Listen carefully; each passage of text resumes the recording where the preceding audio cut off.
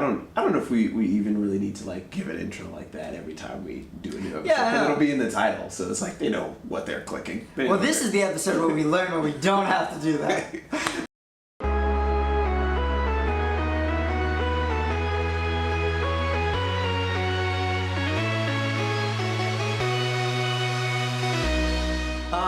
So I think it would be good to start off saying, first off, what we like about each cinematic universe, and then kind of talk about how they differ, and then kind of go into detail, I guess. Okay, so for me, the lightheartedness is the first thing that comes out with most people about the Marvel Cinematic Universe. It's lighthearted, it is fun, there is intriguing characters that just because they've casted very well. There's very good continuity between the movies. I think they're hitting on all cylinders. The only things that don't really hit too well is there's not a lot of great character depth and character emotions going on, which I think that could be the way that possibly DC Universe can excel a little bit more on, because they have a lot of good interrelationships between the characters. I mean, you got Green Lantern and Hawk Girl. Is that canon? That they yeah. So the John Stewart iteration of Green Lantern. Like the DC universe is set up, like all their comics are set up with a lot of kind of moral absolutism about justice and like doing things for the good of like all man and things like that. Yeah. And I think they should kind of go with that. I think that should be one of their strengths. What they're trying to do now is they're trying to cherry pick the things from the Marvel universe because they see it as successful. Yeah. And it doesn't work for a lot of the... I mean, it could work, but it doesn't have to be like that. Yeah. And I do want to echo kind of what you're saying about Marvel Universe, about their casting. I think the reason why they have so much success now, for certain, is because they kind of started years before anybody even thought that comic book movies would be such a hit. The first one would have been 21st Century Fox with X-Men. Yeah. I think that was the first one. That was the first one of this new generation. Of like this cohesive, okay, these are movies, but they're gonna string together type of deals. Yeah. Like these characters will come back, and you know they'll have learned what you have learned in the previous movie. When you start the continuity, yeah, definitely Iron Man.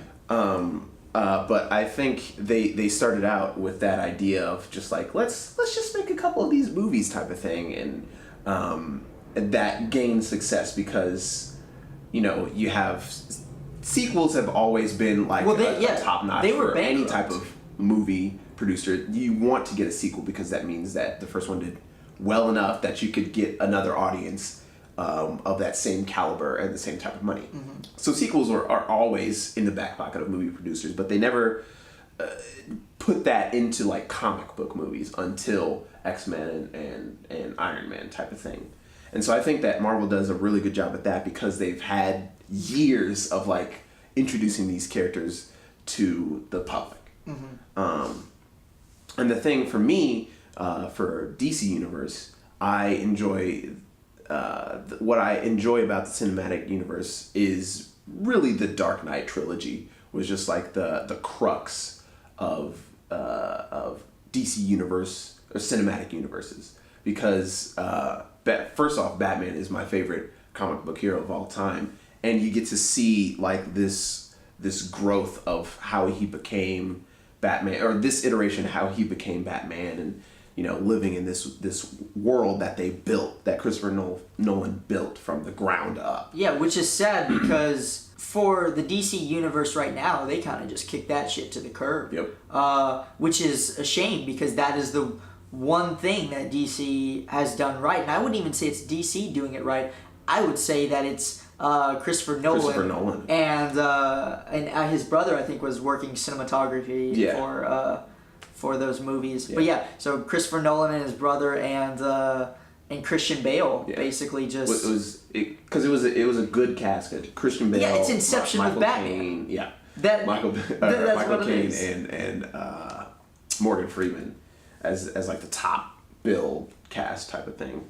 And moving on into like the verses, I think because that, first off, I think because of so much of the success of the Dark Knight trilogy, DC was like, oh, okay, we can do it too. We can kind of do toe to toe with Marvel, and so we'll start making movies. They throw and then they Superman. made every character for some reason from the DC universe dark and gritty like Batman, and it's like you have to vary them between the characters. Like the Iron Man movie feels totally different than Thor, which feels totally different than Spider-Man. Like they're all, because they're different characters, and I don't think that the Superman Returns Man of Steel it got really did it justice. I No pun thought intended. personally, we're done. Cut the episode. Cut it. I thought it was too gray for me. Yeah. Like Superman, you expect these vibrant colors, okay? You expect this like red and bright blue, like this guy that is he's greater than any individual man because he's a Jesus representation. Yeah. He just is. Even in Justice League, he's basically the Boy Scout of Justice League. Yeah, it's And a the running movie, joke. Like Man of Steel did not show that. no, they wanted to give him like character depth and all this stuff, which is fine, but I think you can do that in other ways. Yeah. Like Zack Snyder tried to do some of these things. He had a lot of ideas, but not a lot of good execution. Because he tried to make Superman out to be this like huge martyr kind of. Yeah. Which I guess it could have worked. I would have to like think about it a little bit more, and I may do that the next time Omar starts going on a random tangent. The depth or the varying of characters is what, not only that, but like the years of work that Marvel has put in is the reason why the cinematic universe is favoritism is going more towards Marvel. I think what the DC universe right now was doing is that they have so many good animated shows right now that they're like, surely we don't need to jump into the movie industry, the live action movie industry, because we kind of got this animation thing on lock, so why would we do that? And then Marvel gained all this success and they're like, maybe we should jump into this live action because thing. their successes on the animated series pale in comparison to getting $1 billion in revenue from the Avengers. Yeah. Like they're just not going to be able to make that much money. And when you make a live action movie, you're also getting the kids excited to buy your action figures again, which is where they also make buku money. Yeah. Okay? It doesn't really get people to buy more comics, I wouldn't think. And it also gives, when you make a live action version of a comic book series, it gives it a face. It puts a name to a face, and now you think, people see Robert Downey Jr. down the street and they're like, that guy is Iron Man. Like he was and is still Iron Man. You put a name to a face, and it kind of grounds it in reality a little bit more and makes you more excited to see that than you would if it was just his voice on an animated series of Iron Man. And so they're doing that well, but like with the Teen Titans and Young Justice and the Batman series that they had going on animated, it seemed like there was no reason for them to jump into the movie industry until Iron Man, Thor, and all those jumped out, and now DC's playing catch up, and they're and that's the throwing problem out all these movies with like playing catch up. Is that I'm a mustard guy. You're a mustard type of guy.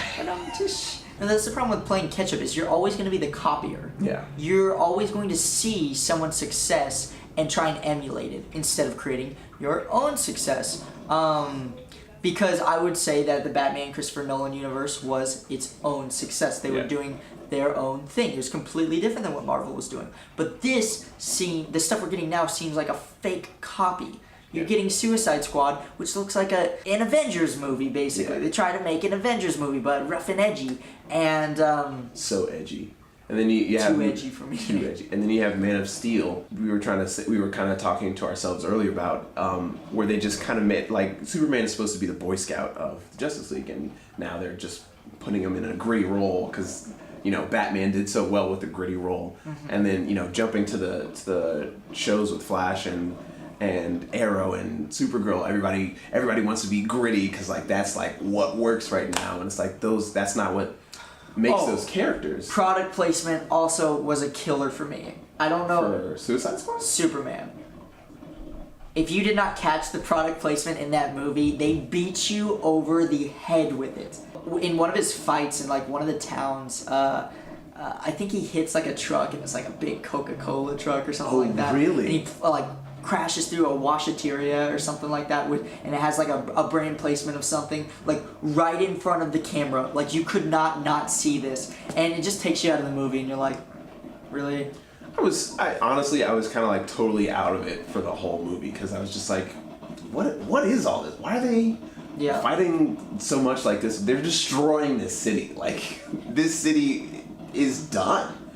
But I guess an excessive amount of one of the big things that like this is actually a small thing, but it's a killer for me. Okay, when you cannot show characters have any kind of injuries or blood, you do not have any weight to a fight. So we're getting the Superman versus Zod fight, and it was they're just crashing through buildings, and like you're basically thinking, oh well, that's another building gone. There's another building. Like you don't see anybody actually winning this fight. Yeah, it's just like they're beating on each other. They're just beating on each other like mercilessly, and you kind of get bored, and it's 10 minutes long, and you're like... It's a really long fight. It's a really long fight, especially for nothing cool to happen. If you think about a good fight, a Superman, the animated series, they do, when he fights Darkseid for, not the first time, no, maybe one of the first times he actually gets to fight Darkseid, and he beats Darkseid. Okay, I'm not sure if you've probably seen this. I've seen the Justice League. Okay, one. I don't well, know the Superman one is really cool because Superman gets brainwashed to be on Darkseid's side. Yeah, and he turns against humanity and all this stuff, and at the end of the thing, he gets his conscious back. He gets his consciousness back. And he fights Darkseid. And Darkseid is the only person we have seen that has been able to possibly kill Superman. Yeah. He's beating the crap out of him. He is a bloody mess. Basically, Superman learns that he can't beat Darkseid in strength, but he can beat him in speed. Yeah. And so he's just like faster than Darkseid, and Darkseid can't ever hit him. But you're seeing Superman almost die. Yeah. And we're used to a Superman like, oh, unless you got kryptonite, he's not going to bleed. Yeah. And I really think that if he's fighting someone of an equal strength... Like General Zod. You should be seeing blood. You should see some kind of scars or something. Something that resembles... Because like if they stopped the fight midway through and they walked away... No one would be able to tell that those two were in a fight. Yeah. The city is destroyed, and you're like, oh, some super beings had a fight here. But if they walked away, no one would be able to tell because they had like no, as far as I remember, they had like no bruises or anything or like cuts. It follows him in Batman versus Superman. Yeah. Superman is wailing on Batman, and Batman's not bleeding. Like at all. What is going on? It goes back to the animation thing. Like they're doing so much success there that they don't necessarily need to jump into the live action, but they want to now. Now that they're in it, okay, I expect them to actually put out good movies. Yeah. Which is why every DC fanboy is like on bated breath basically before each and every movie, hoping to God that it is not crap. Yeah, with this Justice League coming around the corner, and I think Wonder Woman's already out. I don't know, is it out? I'm not sure. I've yet to see Wonder Woman. I personally don't have high expectations for Wonder Woman. Just because I don't know, they haven't shown me anything good so far. I'll be pleasantly surprised if they do it good. I'm hoping they do it good for all the females who want a good, strong role model and a superhero, because Wonder Woman is that. Yeah. Wonder Woman is the like she's basically Superman. Yeah. Like her character design. She's an Amazon. Like she has like the red, white, and blue like chesty piece. I hope they don't do this in the movie, but like in the series, all the series that I've seen with her, yes, Wonder Woman is beautiful. She looks like a queen. Over-sexualized. But she doesn't flaunt it. No. She's almost oblivious to it in the comics, and people are like, she is so beautiful that she doesn't like. she doesn't really sexualize any character. Yeah. Like, you never see, like, Wonder Woman getting the hots really for anybody. I think there is some kind of relationship between her and Batman. Yeah, there is a little bit of that, but it's not. But it's not like yeah. I don't know. They do it. It's they like do a it regular well. relationship. Yeah, they do it well.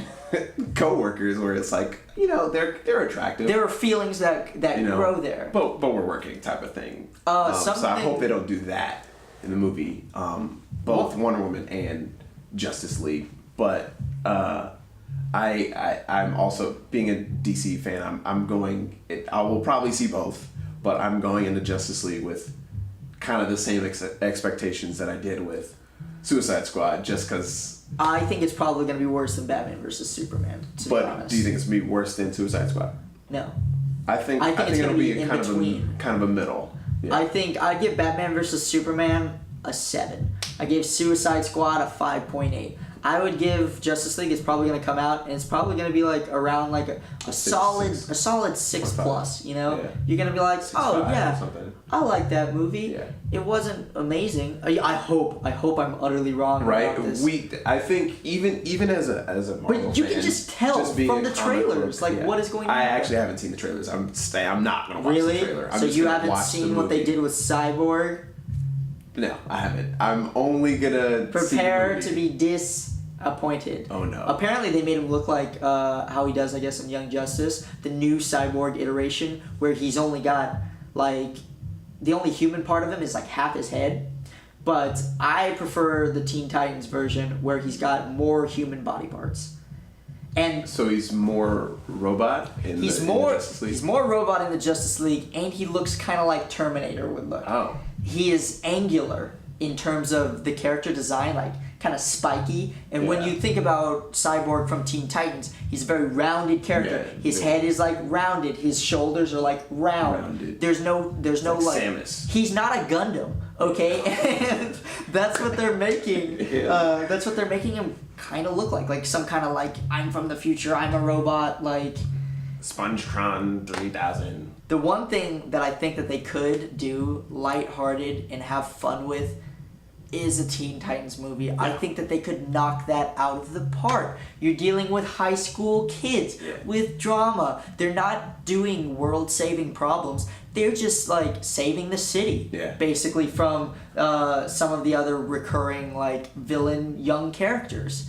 But yeah, you're getting to see like these characters become their own men and women. Yeah. It's I don't know. I just think and we're talking about the original Teen Titans, not Teen Titans Go. No, whoa. Not that. They do have the same voice actors, don't they? I don't know. I thought they did. But we're gonna have a little sound overlay throughout this, and it's gonna be ba-ba-doom-doom.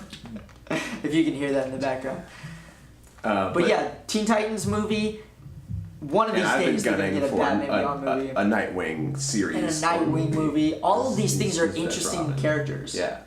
Because they already, even if they don't have it set up in the public eye, setting them up would be easy, I think. It's also probably because they're younger. Interesting. Yeah. All of them are younger. Nightwing's younger. Batman Beyond sure is younger. He's the young Batman. Teen Titans is all high school kids. Yeah. Something about superheroes who don't have their shit together yet proves to be an interesting story. Because it makes it realistic. Yeah. Because it's like, people quote unquote aspire to be Superman, but it's like, how can you? You can't be Superman. He's a perfect guy. But if you get Superboy, and it's like he has plenty of problems. Sometimes he's too rough with, saving the city or whatever, and it's like you got to find that balance and all that jazz. And it's like, God, Young Justice was just such a good series, like exploring that whole superheroes with major flaws, not just like kind of a couple flaws, but here like and there, really big character like, flaws. We don't know what to do here. We're supposed to, there's two problems in two different places. Should we split up? Should we call the higher ups, the Justice League or whatever type of thing? And I think they did a great job with that. But it goes back to DC is doing a much better job in their animated universe than they are in their live action universe. And Marvel's doing the complete opposite. Yeah, because Marvel doesn't really do too much animated stuff. Yeah, because they had the X-Men back in the 90s. I think the only animated thing I know Spider-Man. of, they did a reboot of the Spider-Man. Yeah. I mean, they try and do a reboot of the Spider-Man series every 5 years or so. I actually did really like The Amazing Spider-Man. Apparently the latest one was pretty good. With Miles Morales, the Black Spider-Man. Yeah. where they basically Childish Gambino. Is that who they're gonna base it based on? Yeah. Well, no, Childish Gambino. He does the voice. Donald Glover does the voice. Oh, of I didn't Miles know that. Morales. I didn't know that. That's gonna be awesome. Yeah. Dude, Check it out on our. They should have cast Childish Gambino as Static Shock. I would love to see that. Wait, didn't he get a Superman movie or not Superman? Did he get a superhero movie? I know he was gunning for Spider-Man, but he didn't get it. No. I think the latest one is the Lando. That's well, I mean, and good for him too. But yeah, I would love a Static Shock. I would love to see that way more than a Jaden Smith one. But he's getting kind of old though. He can still probably play high school, but he's getting kind of old. Or he could play the older Static Shock. Older Static Shock. That Terry McGinnis meets in the future Batman Beyond. I did can get a tie-in. Yeah. He does look pretty old. And he looks like old and gruffish. I don't think he's that old yet. You're right. Donald Glover's not that old yet. Not that old. So yeah. I guess that's it for the whole DC versus Marvel type of universe, cinematic and animated. All right. Well, thanks for watching, everybody. We'll see you next time. Peace.